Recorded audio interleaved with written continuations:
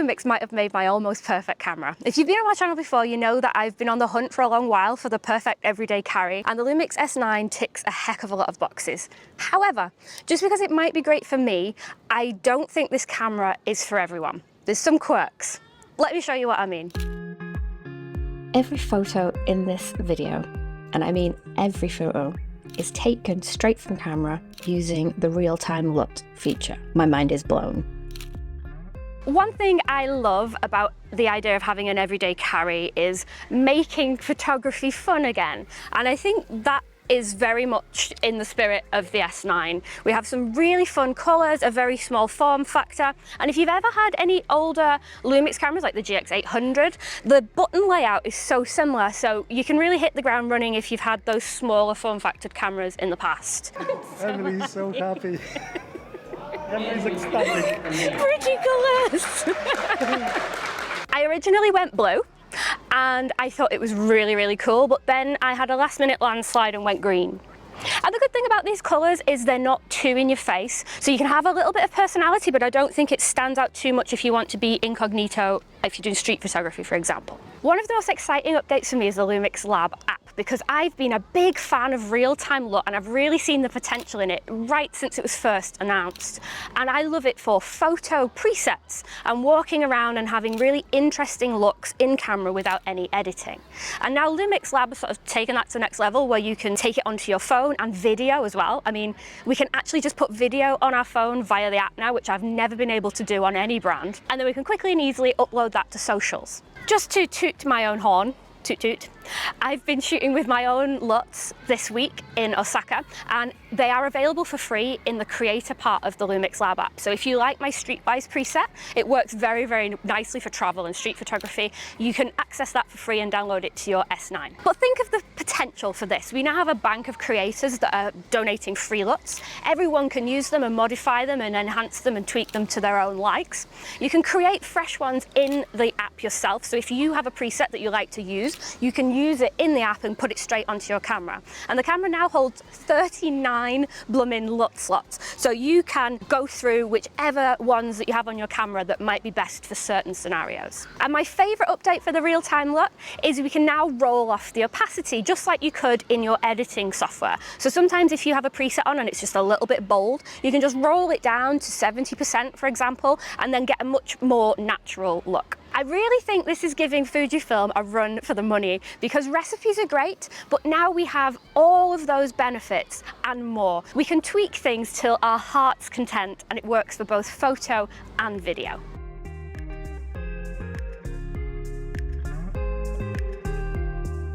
So much of what we love in the S5 II and the G9 II is in this tiny little camera. We have phase detect autofocus and we have subject detection as well. We also have incredibly good IBIS and even pre-burst mode on the photo side. One thing about being in Osaka and it being quite busy is we were told not to bring our gimbals, and I was a little bit concerned, but actually having tried to use this handheld, I've got some good gimbal-like shots just with this camera. Did I predict this camera in January 2023?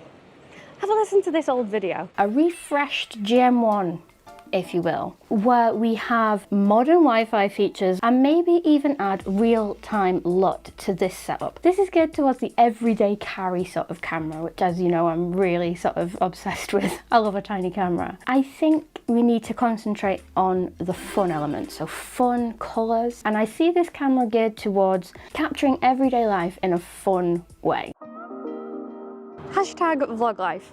If you've been on my channel recently, you'll know that I've been using the DJI Pocket 3 for this sort of stuff because it's very incognito, and truth be told, I really don't like doing this. But I'm happy to say, because this setup is really quite small, if you're a self-conscious vlogger like moi, this might be ideal for you.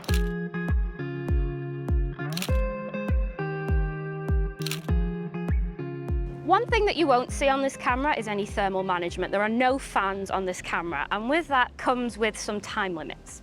You have 10 minutes 6K time limit, and I'll put the rest on screen.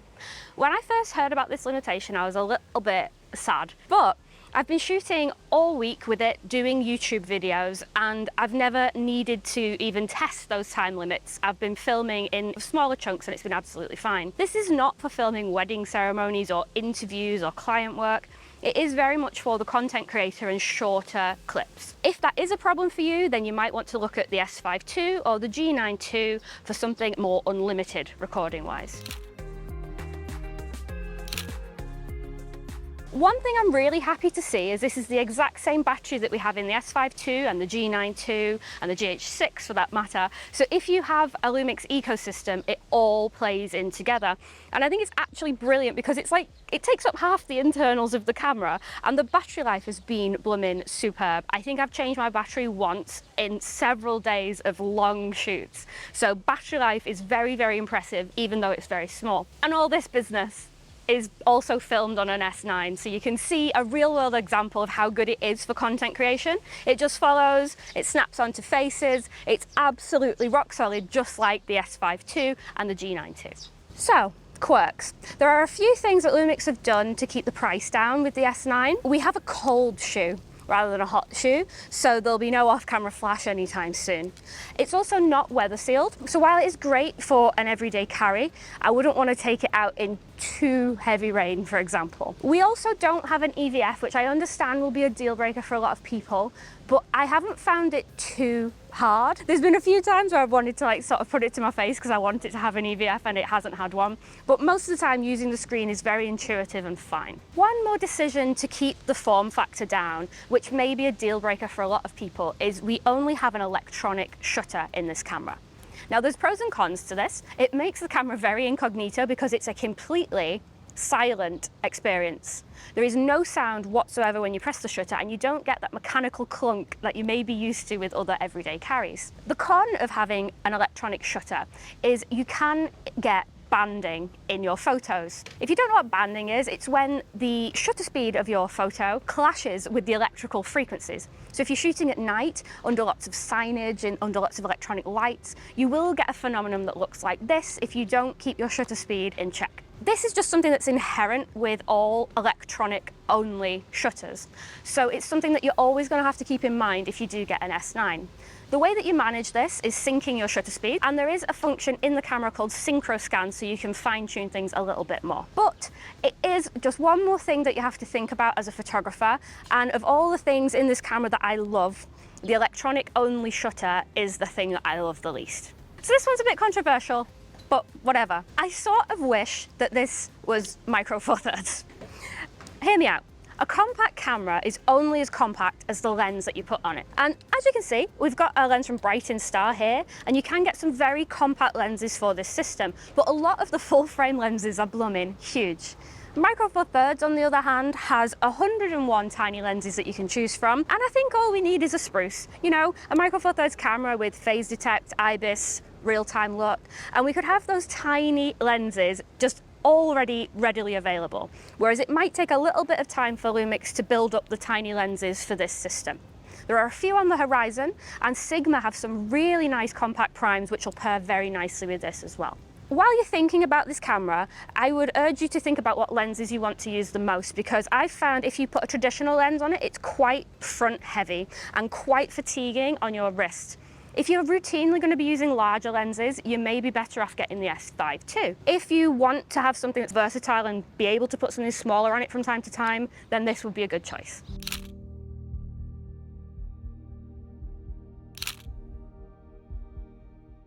One thing that Lumix has kindly provided us with on this trip is this accessory from SmallRig, and it gives you a bit more purchase when you are using it. I'm the last person on the planet that wants to bulk up a tiny setup, but I actually found that grip quite ergonomic. So it might be something to keep in mind if you do have larger hands or if you want to use larger lenses. So what you will notice on the S9 versus other cameras in the Lumix lineup is we are missing quite a few buttons. This is a lovely minimalist sort of ergonomic design, but I actually missed a few of the buttons a lot more than I was expecting. For one, usually on the left-hand side, you'll have your burst mode options and your time-lapse options.